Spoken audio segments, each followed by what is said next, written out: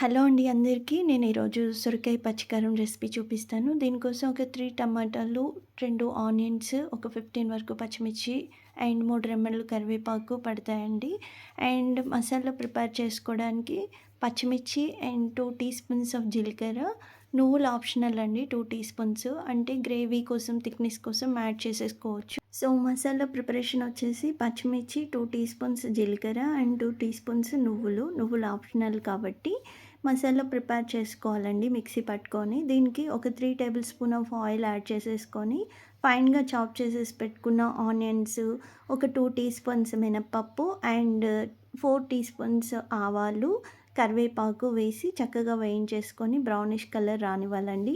ఇందులోని 2 tea spoons ధనియా powder, 1 tea spoon పసుపు, లైట్‌గా చిటికెడు సాల్ట్ యాడ్ చేసేసుకొని బ్రౌనిష్‌గా వేయించేసేసుకోవాలండి ఆనియన్స్.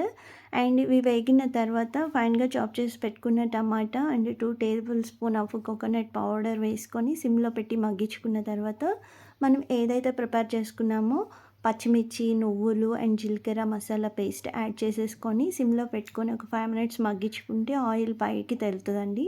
ఈ కన్సిస్టెన్సీ వచ్చిన తర్వాత మనం ఫైన్‌గా చాప్ చేసేసుకున్న సొరకాయ ముక్కల్ని యాడ్ చేసేసుకొని తగినంత సాల్ట్ యాడ్ చేసేసుకొని మీడియం టు సిమ్‌లో పెట్టుకొని మగ్గించుకుంటే సొరకాయ పచ్చికారం రెసిపీ రెడీ అయిపోతదండి. దీనికి సొరకాయ వచ్చేసి క్వాంటిటీ హాఫ్ కేజీ వరకు ఉందనమాట.